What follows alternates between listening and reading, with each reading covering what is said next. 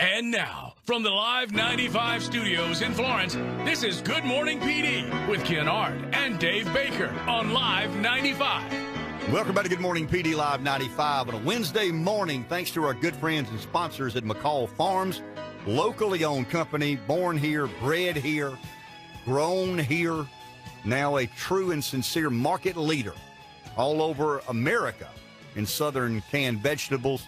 We're proud to have them affiliated and associated with Good Morning PD Live 95. You had an interesting question. Well, and the question goes back to the question you asked about English-speaking households. And that number caught you off guard. It did, because I thought it would be very low. Why did you think it would be that low, Rev? Well, because... Have you not been to Disney World? I have. You know, por favor, please stand clear of the doors. Have you not been to That's the only Spanish I know is the please stand clear of the doors a thing Miami on the monorail. Marlins baseball game?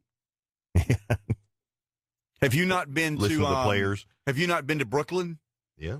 Or Houston, Texas, or San Diego, California, or Los Angeles, California? I mean, it's pretty bizarre. I know. And when you call a lot of customer support lines, press 1 for English, 2 for Spanish. So does that bother you?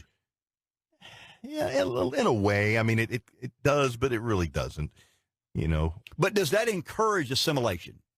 And that was the point I made during the break, because it tells me that they are not assimilating the immigrants, I guess legal or illegal, into these households, aren't assimilating if they're not learning the language. So should they be forced to assimilate? I think so. By what means? Well, I'm playing devil's. Yeah, I know you are. These questions are real difficult to answer. Yeah, you're right. But I think you're onto something. I think there should be a force out there somewhere. Well, the question is, why do you want to come to America? The land of opportunity. Right. Okay. So if you want the opportunity, why don't you, should you be expected to assimilate, speak the language? And I don't think there's a problem with somebody maintaining. In fact, it's probably very necessary to maintain their cultural identity. Exactly, cultural identity.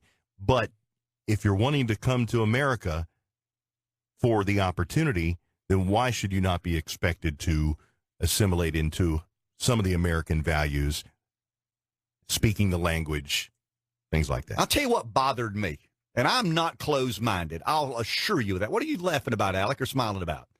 My hometown, well, next to my hometown. When I went home for Thanksgiving and Christmas, I thought I was in another country. Does that bother you, Alec? Over the last 10 years or so, Springfield has gone so far down, it just bothers me to see my Surely hometown a place named completely. Springfield. That's There's Norman a bunch Rockwell, of them in this country, man. but Sure there are. No, I mean, it bothered me a little bit just to see how much it was falling off. I mean, someone speaks Spanish, they could speak Spanish. I don't know what they're saying. I might ask them to speak English if they're speaking to me. That doesn't really bother me. But it's just completely fallen off a cliff. I believe, and I don't want to come across as closed-minded either. I mean, that's the thing. I mean, I'm pro. I don't think you're being, but see, Rev, you are a victim of modern society. You have allowed yourself to believe, and you're questioning yourself. I'm mad as hell that I live in America. And I'm not going to take it anymore. And I want to take $50 or $60. I think you have to do it in increments of 20. I want to take $60 out of the bank, and I've got to tell the machine first whether I'm speaking English or Spanish. We're there because we've not had a force somewhere that convinces people. There is no doubt. When you look at the evidence, the empirical evidence suggests that if you assimilate, your life is much more fruitful. There's a word out there, very few people are aware, it's called separatist. People come to America now, and they enjoy, I'll be honest with you, they enjoy some of the opportunities the state provides. We have a very beneficial state. We have a government that chooses to socially engineer certain components and aspects. You've heard these anchor babies and all these sorts of debates, and I don't have any problem talking about this because I'm not bigoted about it. I'm just realistic about it, and I'm being very candid. I'm saying things that a lot of people think. You shouldn't have to press English or Spanish when you live in the United States of America. You shouldn't.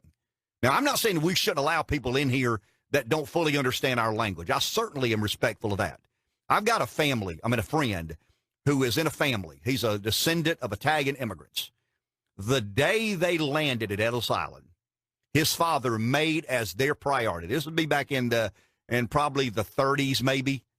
His father made as its family's priorities. We're Americans now. We're going to speak English.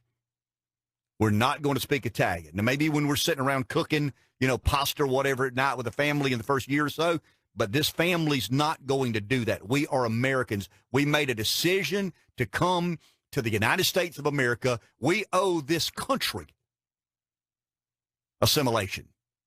We are Americans. We're not Italians anymore. We're not Mexicans anymore. We're not Canadians anymore. We're Americans. And the American language, maybe not the official language, but the language people speak in America is English. And we have an obligation, if we're going to become citizens of this country, to learn its language and to assimilate. It bothered me a little bit. And it really did. And I should be ashamed to say this, but it did. It bothered me when Jeb Bush had this penchant for speaking Spanish at campaign events. Well, we know why he's doing that, because the changing demographic in America. I've got no problem with somebody pursuing the American dream. I have had an up close and personal, I've had a front row seat at the American dream. I've seen what hard work and perseverance and making sound business decisions and getting knocked down and being willing to get back up and try a little harder. I've lived that. I've absolutely lived it, seen it from my grandfather and my father. And I wish everybody an opportunity to experience that. But when you make a decision to come to the land of the free, home of the brave, land of opportunity, there should be a requirement. I'm not saying you've got to forget how to speak Spanish. I'm not insinuating that at all. But there should be a priority in learning the English language, because assimilation is important. And if you choose to not assimilate, there should be some consequence. These separatist communities that we have all over, in Europe, they got a big problem with Muslims. There's a huge problem in Europe with open borders, and Merkel's real, involved in the open borders, the New World Order, and they've got a big issue with separatist communities of Muslims who have no interest in European values. None whatsoever. And I'm not saying when you're in Rome, you do what the Romans do. But yeah, it aggravates me a lot when you go to the bank. Press this, press that. No, I'm in America, man. English is our language. And we should not be ashamed of that. We shouldn't be insulting about it.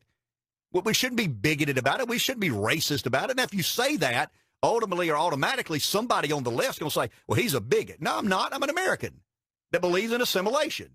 And part of assimilating is learning our native language. And there are varying, I've got some Asian American friends from my political past. It is so important to those people to not speak broken English. When you sit down and have a meal with them and you talk about your background and their background, I would call a lady's name, but I'm not going to do that.